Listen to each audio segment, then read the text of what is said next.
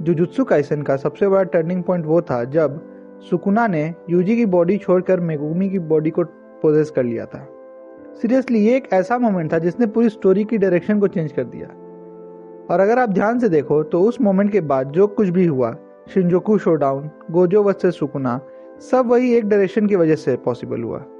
लेकिन अब असली सवाल ये आता है कि क्या होता अगर सुकुना ने मेगुमी की बॉडी को चूज ही नहीं किया होता? क्या होता अगर उस टाइम कोई और सॉर्सर उसके टारगेट पे होता? क्या कोई ऐसा कैरेक्टर था जो मेगुमी से भी ज्यादा अच्छा वेसल बन सकता था?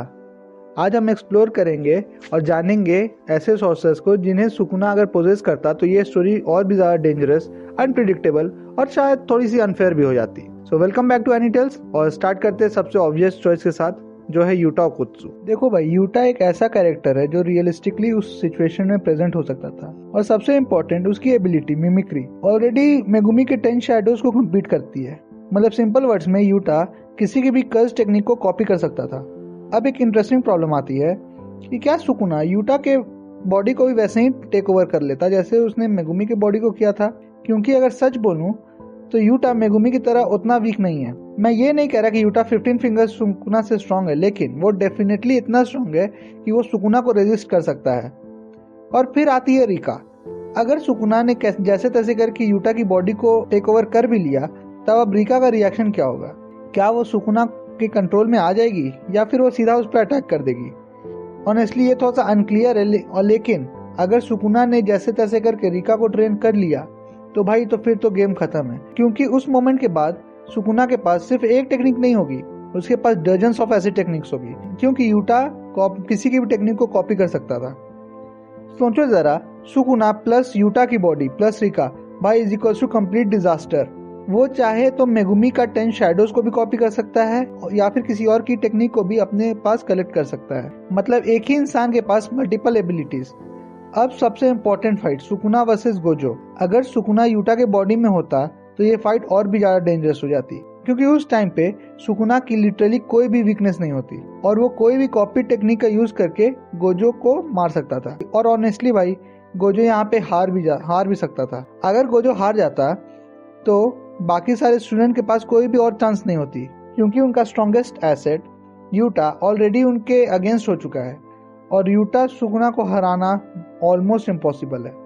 अब नेक्स्ट ऑप्शन थोड़ा सा अंडररेटेड है, लेकिन भाई बहुत ज्यादा टेरिफाइंग हो सकता है, चोसा या फिर कोई भी जनरली ब्लड मैनिपुलेशन यूजर। भाई ब्लड मैनिपुलेशन का असली पावर यह है कि यूजर अपनी इमेजिनेशन के हिसाब से ब्लड को यूज कर सकता है और उससे बहुत सारी ग्रेटर अचीवमेंट्स हासिल कर सकता है। जैसे कि चोसा ने सुपरनोवा बनाई, कामो ने ब्लड सर्कुलेशन से अपनी स्पीड और कंट्रोल किया। लेकिन इसका सबसे बड़ा डिसएडवांटेज ये है कि ह्यूमन यूजर अपने ब्लड को लॉस करता है और उनके पास रिवर्स कर्स टेक्निक नहीं होती। मतलब सिंपल सी बात है, वो ज्यादा देर तक फाइट नहीं कर सकते। लेकिन इमेजिन करो सुकुना के पास ये एबिलिटी आ जाए, एक ऐसा बंदा जिसके पास इंसेन कर्स एनर्जी है और टॉप टियर का रिवर्स कर्स टेक्निक है। मतलब ब्लड लॉस का तो कोई प्रॉब्लम ही नहीं है, वो जितना भी ब्लड चाहे उतना यूज कर सकता है और उसे इंस्टेंटली रिजनरेट कर सकता है। लेकिन सुकुना वो इन सब से 10 स्टेप्स आगे सोचता है। अब सोचो कि सुकुना किसी को स्लैश करता है और उसकी वुंड के अंदर अपना ब्लड इंजेक्ट कर देता है, फिर उस ब्लड को अंदर ही एक्सप्लोड कर देता है। Direct internal damage, heart, brain जो चाहे उसको टारगेट कर सकता है। या फिर वो किसी के भी लिम्ब को कट करके अपने ब्लड से वुंड सील कर दे ताकि हीलिंग और भी डिफिकल्ट हो जाएगा। और ऑनेस्टली भाई, ब्लड पियर्सिंग जैसा मूव सुकुना के हाथ में जाना मतलब तबाही मचना। लेकिन प्रॉब्लम यहाँ आती है गोजो। देखो, ब्लड मैनिपुलेशन कितना भी स्ट्रांग हो, गोजो के रिवर्स कर्स टेक्निक से कम ही है। गोजो का रिवर्स कर्स टेक्निक भाई नेक्स्ट लेवल पे। वो अपने ब्रेन को बिल्ड कर सकता है, मल्टीपल स्लैशेस हील कर सकता है, तो ब्लड अटैक उसके लिए उतना इफेक्टिव नहीं होगा। और सबसे इम्पोर्टेंट, 6 आइज की वजह से गोजो इंस्टेंटली आइडेंटिफाई कर लेगा कि उसकी बॉडी में कोई थर्ड पार्टी ब्लड आया है क्या, और वो उस ब्लड से कर्स्ड एनर्जी को रिमूव कर देगा और उसको न्यूट्रलाइज भी कर सकता है। मतलब सुकुना का बिगेस्ट एडवांटेज गोजो के अगेंस्ट में काफी हद तक काउंटर हो सकता है। और जब डोमेन खत्म हो जाता है तो सुकुना के पास इन्फिनिटी बाईपास करने का कोई भी सॉलिड तरीका नहीं बचता है। तो ओवरऑल ये वर्जन एक्सट्रीमली क्रिएटिव और डेडली होता है, लेकिन गोजो को हरा देना ये फिर भी मुश्किल रहेगा। फिर भी मैं सच बताऊं तो मैं पर्सनली ये देखना चाहता था, क्योंकि ब्लड मैनिपुलेशन का फुल पोटेंशियल हमें कभी भी प्रॉपर्ली दिखाया ही नहीं गया है। तो आज हमने देखा कि अगर सुकुना ने मेगुमी की जगह पे यूटा या चोसा को चूज किया होता तो भाई जुजुत्सु काइसेन की स्टोरी ड्रास्टिकली चेंज हो जाती।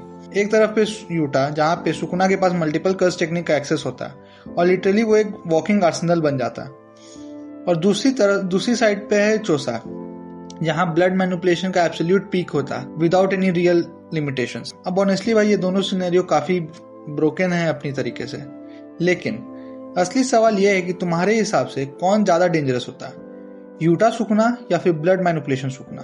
कमेंट में जरूर बताना। और अगर तुम चाहते हो कि मैं इसका नेक्स्ट पार्ट बनाऊं जहां पे हम और भी कैरेक्टर्स को एक्सप्लोर करेंगे जैसे काशिमो, यूकी, केंजाकू, तो भाई इस वीडियो के कमेंट में पार्ट 2 लिख देना और वीडियो को लाइक कर देना। और अगर चैनल पे नए हो तो सब्सक्राइब कर लो, क्योंकि यहाँ पे ऐसे ही डीप एनिमे ब्रेकडाउन और व्हाट इफ सिनेरियोज आते रहेंगे। See you in the next one. Thank you for watching.